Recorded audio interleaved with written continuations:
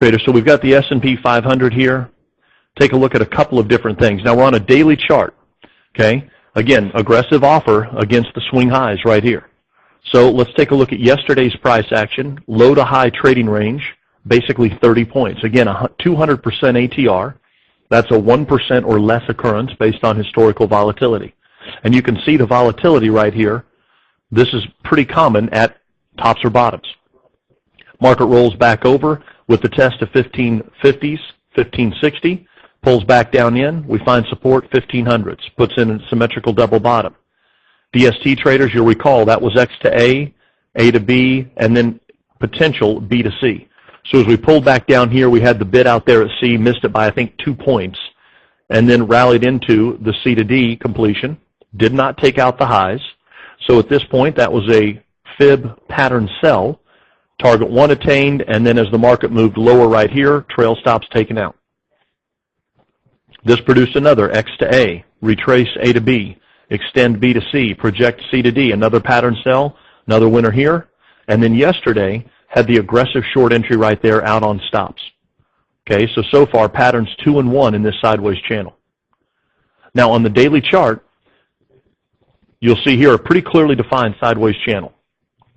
Now if we use this right here, we'd say 55s down to 1500s or 05s. And recent, there's AB, B to C, AB equals CD for a drive back into 1, 2, 3 triple top test. Last 2 times they tested, pretty serious price rejection. Now I want you to note that visual pattern as we drive into these highs. See the width of the channel right here, basically 6 weeks. All of June, mid-July. Now let's take this back. Let's go to ES space #F. We'll grab continuous contract data. And you'll see another time when the market looked about the same. Okay, you'll see here we pulled down into a sideways trade that was defined by basically 1230s to 1280s, 1290s, 50 to 60 points wide. Prior to that channel, we had been in a bear continuation pattern. Let's look back a little bit further. Right now it's taken a little bit of time for that NR4, NR7. And in fact, I'll tell you what, let me take this time frame back out to a weekly so we can just get more data.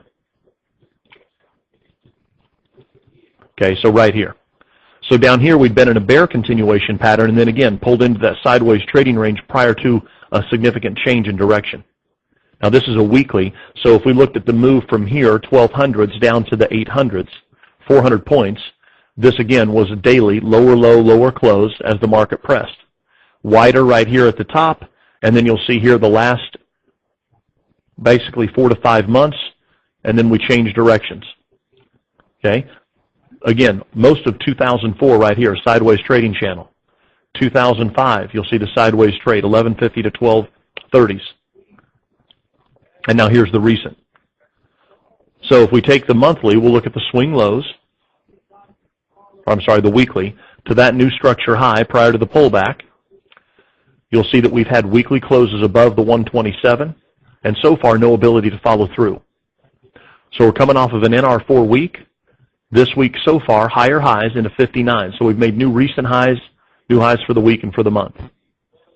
So we'll see if they can sustain a weekly close above these previous 2 weekly closes. This guy closed at 47, 80, or 75, and then this one reversed. This one closed 42. Okay?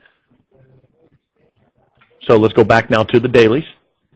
On the daily chart, again, this is a continuous contract right here versus the June, but you can see multiple tests of that structure resistance, multiple tests of structure support. On the dailies, if we do get the press, we'll take the fib extension, and basically I just want to take the entire width of this channel. So I'm going to start with that swing low, left click 1 time. I'm going to come up to that double top high, left click again, and then pull it back down to show us AB equals CD. Now we'll take the entire width of the channel right here, and again, if this higher low right there is the swing low prior to the advance, then this would be the 1-to-1 measured move driving us to 1570s. Possible move into that even today.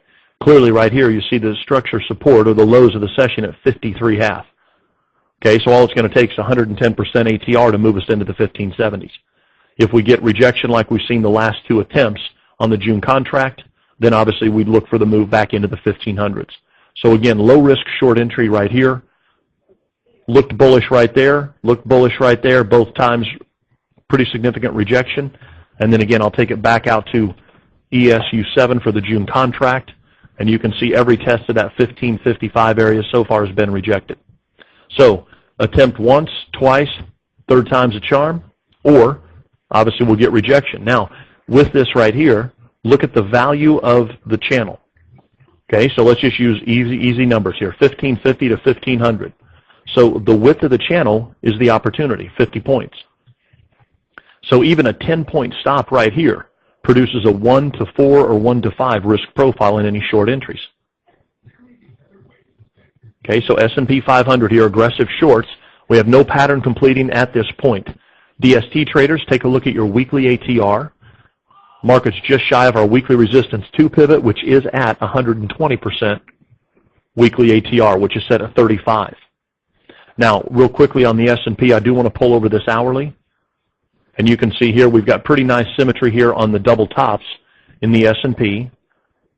And again, with those new highs, right there was the pattern completion sell at around 39s with stops at 47.50, stops taken out yesterday. And now you can see overbought, higher low bearish divergence.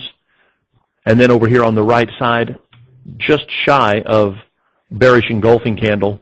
You see we did get an outside candle right here on the hourly. That's the 7:30 bar with the news event. Now again, we've got back-to-back news events at 9 o'clock. Okay, so if we get below the swing low right here, 53.50, lower low, lower close, then opportunity to get aggressive on trail stops. Okay, so there's the hourly S&P.